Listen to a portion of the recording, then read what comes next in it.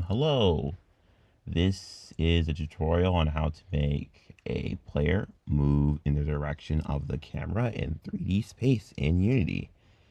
Um, Before we get started, I just want to mention that in my project settings, basically, I changed my active input handling to both instead of just using the new input system because I think it's just easier to handle using this for testing situations instead of making the whole system to get it to work. So I just like using input.get key down and using those functions, well, those sort of tools. So I'm just going to be using that for this tutorial. So I'm going to create, in order to do this, I'm going to create a script.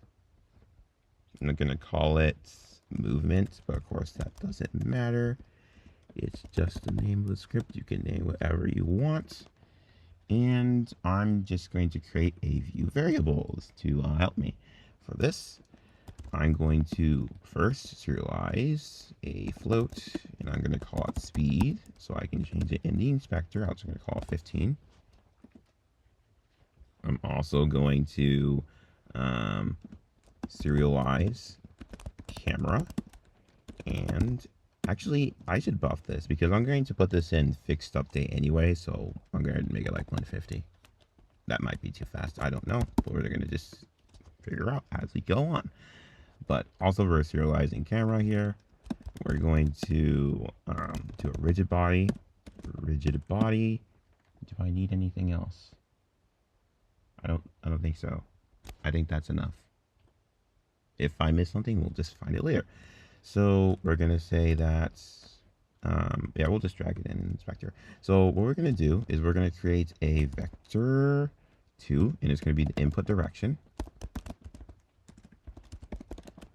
And we're going to say that this equals a new vector 2, and it's going to be called input, not input, it's going to be defined as input.getAxisRaw horizontal and input.getAxisRaw vertical. So what this is doing, vertical. So basically what this is doing is this is just getting the input on both the X and Y axes on the controller that you're using or the keys you're pressing. And it's just turning that into a vector that we can use. We also need to normalize it too. So it has, the vector has a magnitude of 1. So that when you're moving in like a diagonal direction, you don't move too fast. So you won't move like around 1.41, I think, units. Usually don't do that. Now we're going to create a view vector 3 variables that represent the forward and right camera, well, forward and right vectors of the camera. We specifically do this instead of getting it from the camera transform, so that we can isolate the X and Z components of those vectors from the Y. So we always get consistent movement in a certain direction, even when the camera is rotated in a certain way that it's pointing downwards or upwards. So we can just keep it consistent. So we do this by, well, I say we do this, but we can just do it by doing this, by saying forward is equal camera. I'm going to do vector 3 dot scale, and I'm going to say camera dot transform dot forward, and then we're going to multiply this by the vector 3, and it's going to be 1, 0, 1. I got to do basically scale. It sort of functions, well, basically scale works like it takes the X components, basically take the X, Y, and Z components of both vectors and multiplies the individual ones together and creates a new vector from that. Essentially, that's what this is doing.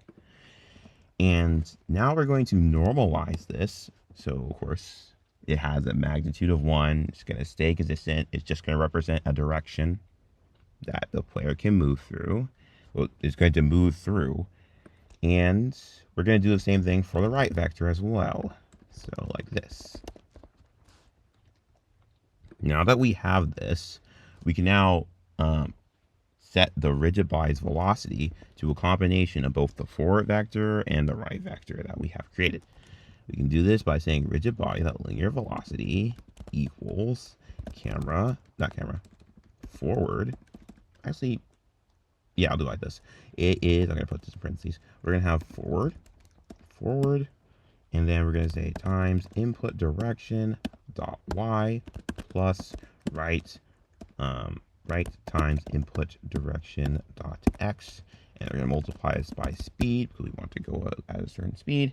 And we want to add this by rigid body dot linear velocity dot y. Let me just go ahead and put this in a vector 2.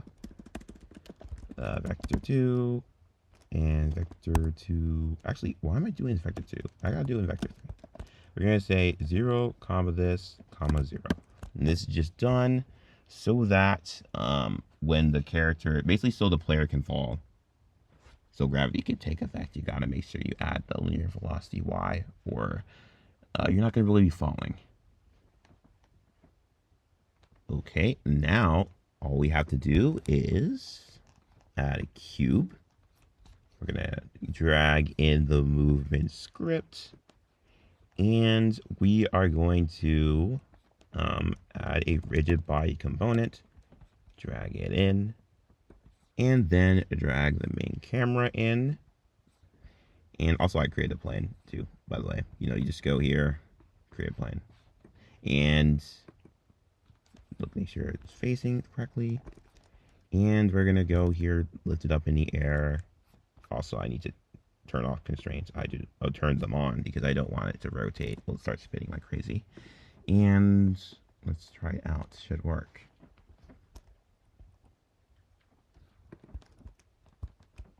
Oh, oop, wait.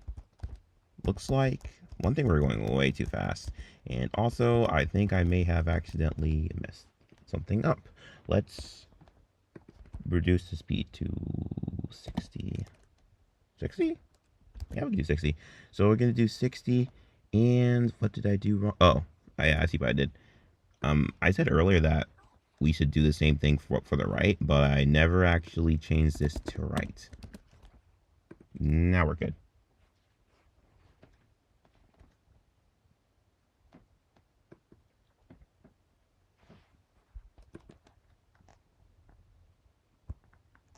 And wait, is the speed so low now that it doesn't show? Let's try that. 140. Okay, no, that's too fast. Let's get a good speed. That is still too fast. Let's try 75.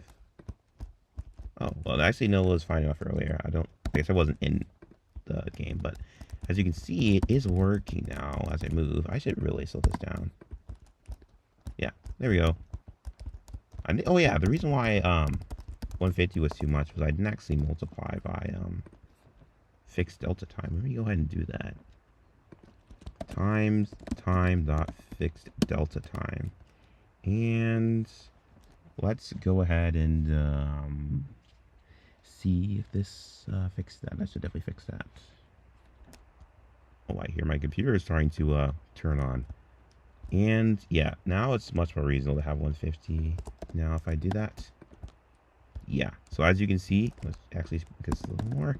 As you can see, the player is now moving in accordance to the camera based on its orientation. So if I go ahead and take the camera and rotate it like this,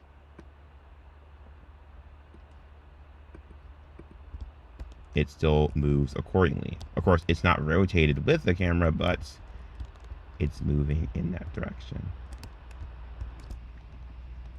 So, I guess that was just a quick tutorial on how you handle moving in accordance with the camera, moving in the same direction as the camera is facing. If you would like to see more videos like this, you could just put it in the comments or something if you want to. And I guess that's about it. I'm going to stop recording before my computer explodes.